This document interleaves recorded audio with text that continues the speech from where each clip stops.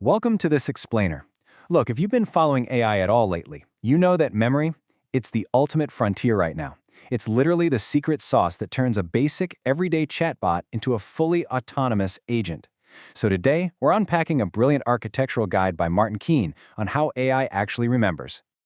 And we're pulling this insight directly from IBM Technology. It's a massive platform with 1.7 million subscribers, which really just goes to show you that there is a huge demand out there to figure out what's actually going on under the hood.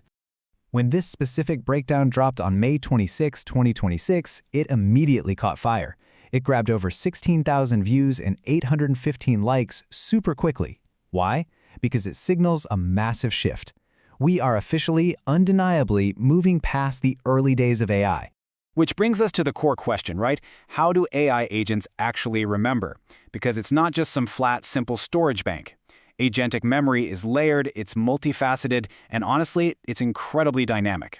Here is our roadmap for today. Number 1, AI memory goes beyond context. 2, working memory. 3, semantic memory. 4, procedural memory. 5, episodic memory. And finally 6, powering real agentic systems. All right, let's jump right into part 1. AI memory goes beyond context. So, we're all pretty familiar with the standard context window, right? The temporary memory an AI uses for your current prompt.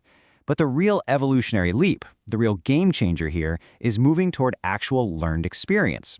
We're talking about the shift from an AI that basically suffers from amnesia the second you close your browser tab to one that adapts and grows over time. Moving on to part 2, working memory. Now, working memory is really just the tip of the iceberg. Think of it as the AI's immediate scratch pad. When an agent is actively processing a task in real time, it relies entirely on this immediate context window to juggle the data it needs right there in that exact moment. Which brings us to part 3, semantic memory. To move beyond that immediate moment, agents need some factual grounding. You can think of semantic memory as the AI's massive internal encyclopedia.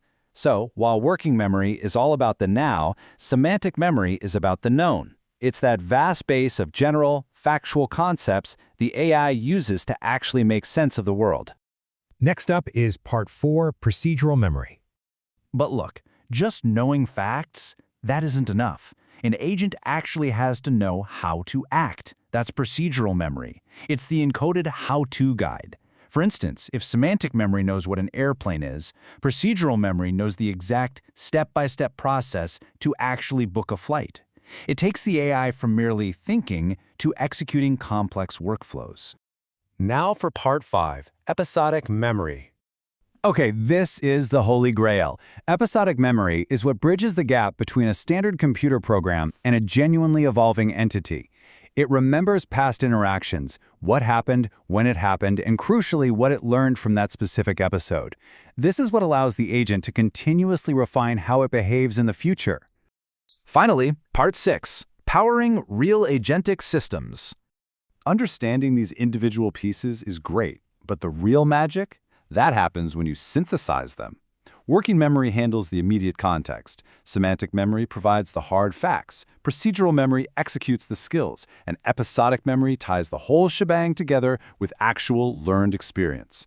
This 4-part stack is the definitive blueprint for true AI autonomy.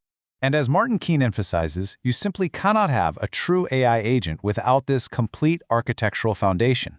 The seamless integration of all 4 of these memories is exactly what powers real, functional agentic systems. So, I'll leave you with this fascinating provocation.